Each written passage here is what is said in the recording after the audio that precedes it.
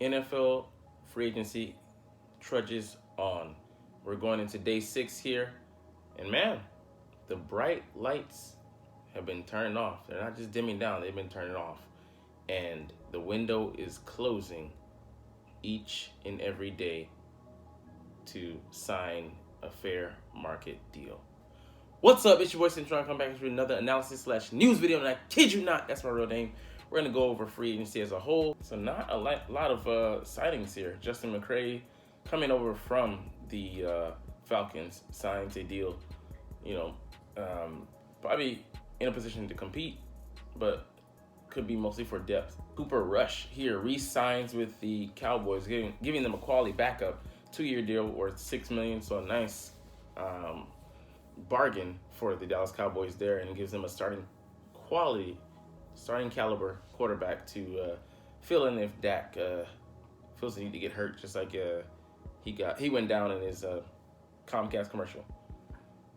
Foreboding. I actually made a video about it, comment video. Check it out. This one here, Mike Edwards, coming over from the Bucks, 1-year, $3 million deal that has a potential to be a $5 million deal with incentives. I want to see who this guy is, but could be one of those sneaky good moves that are being made as of this moment in the waning week of the spotlight of free agency, week 1, the second wave, third wave coming in later, where there's also going to be quality to be found, but you just have to fish through things and kick the tires on some people. Wink, wink, Bobby Wagner. We'll see. Let's see. I think the Dolphins, had some. Okay, I was wrong. It wasn't the Dolphins. It was the New England Patriots. We talked about Mike Gesicki. Here's the numbers on the deal: $4.5 million, so a very low manageable number, and $9 million with incentives. And he's a super powered receiver playing tight end. Those numbers are very achievable for him over there in Boston, the Boston area. Jalen Mills, a cut here, release, and it's interesting. The Eagles, are on the radar for, for him as a team. He won a championship here in 2017, and he came into the league as a safety, but played corner. He played some corner at LSU as well, but he played in that role, moonlighted some for the Patriots last year, and actually had very better grades than Chauncey Gardner-Johnson at the position. According to PFF, 65 or 66, might be like a point or so above, but hey, very comparable. So maybe it could be an option, or just could be a depth signing for us. But I like him as a depth. I wouldn't trust him in the slot. Those years are just far past, gone.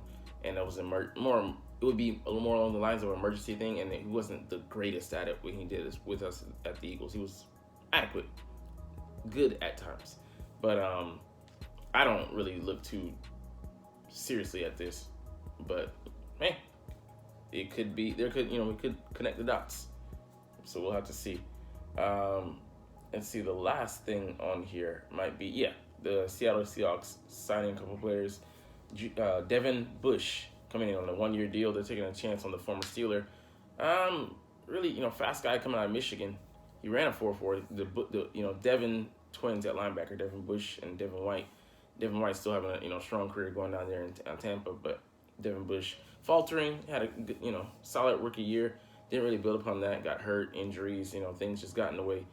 Maturity as well, and there in Pittsburgh, and you win some, you lose some, and he just was a miss. But he still is talented, and Seahawks trying to unlock the talent that the guy has, and a good signing there for them. Provides a lot of value. If the guy doesn't work out, wash your hands. If he does, you can renegotiate on the flip side of the contract, which will be the next year.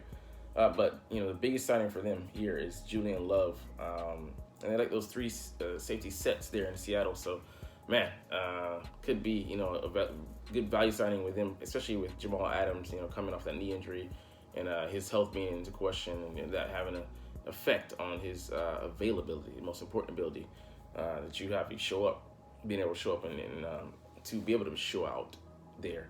But 6.5 million or something like that, I think, and just continues to underscore the mark that Chauncey, you are not gonna get what you want, what you deserve. You feel you deserve. It might just be going from 11 to 10 to 9. I mean, somewhere in the middle, because Jesse Bates, full-time safety for 4 or 5 years, got 16 million a season, 64 million overall. But that was because teams would really see his play on tape, years of tape, solid, productive, highly productive years, and in a string in succession.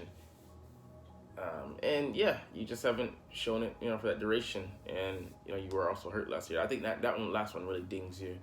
Some teams might have been willing to part, but just that injury risk as well.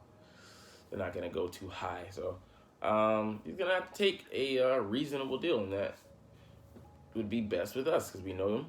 We're more likely to value him, but could take a fuck you deal somewhere. But even then, it's gonna still be lower than what you want. So why not come back to the Eagles and try to get that ring and then really elevate your value? Just works for both sides. But we'll see.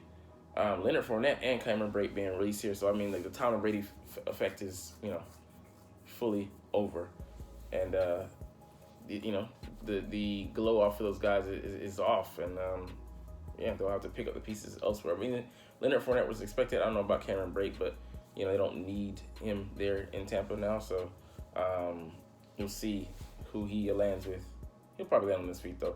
A big one here, Kevin Byard is not willing to take a pay cut. They asked him to. The team approached him, and he said, nah. And the base salary of $13.6 million, the cap hit of $19.6 million. But here's the big caveat: with nothing guaranteed on his contract, that means they can just cut bait and wash their hands. He's a two-time Pro Bowler. I think one year he had like 8 or 9 picks. He led the league, and him coming out of Middle Tennessee State. Hey man, go Blue Raiders! We got one on our roster. The one of the most recent Blue Raiders safeties, Reed Blankenship. And man, he wouldn't be a bad option if CJ's tripping. Bring in Kevin Byard. And he might be, I think, around 30 to 31. But hey, a talented guy, 1 year rental or maybe 2 year pact. If CJ doesn't want to play, this wouldn't be a bad option to go with, if the money is right. So we have to, meet that prerequisite. But talented safety for sure, man. Ball hawk. Think about him playing behind those two corners. Whew. That would be pretty sweet, actually. I mean, I saw this on other people's hit list. Joey Shakes 72.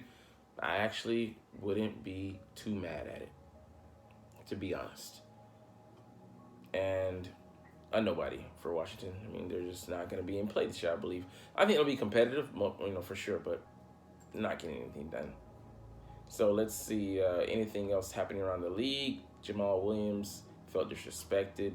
I mean, by the Lions, they didn't want him. They bring in Montgomery, who was hurt, only rushed for 3.8 last year.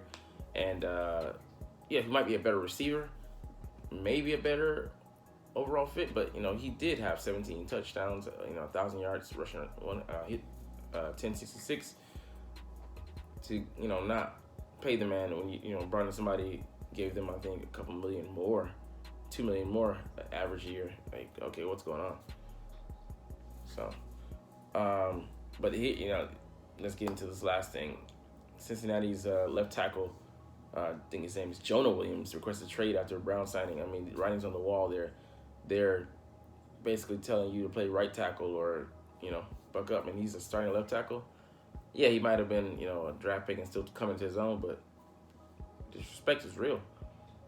We already know Brown isn't playing right tackle. He's the reason he, got out of Baltimore. He didn't want to play that position. He moonlighted there with the injury, filled in, said, hey, I can do this. Got shipped off to, Kansas City. I think he won a ring or two. So I mean, hey, worked out for him. And now he's displacing someone else. Left tackle, huh? Oh, how the tables have turned. Interesting, but yeah, we'll see, man. It's a shorter video for me, today. Made some mistakes, gotta edit those out. But anyways, you're not even watching here, so it's all good. So, as I always say, it's fly, Eagles, fly, and let's motherfucking go!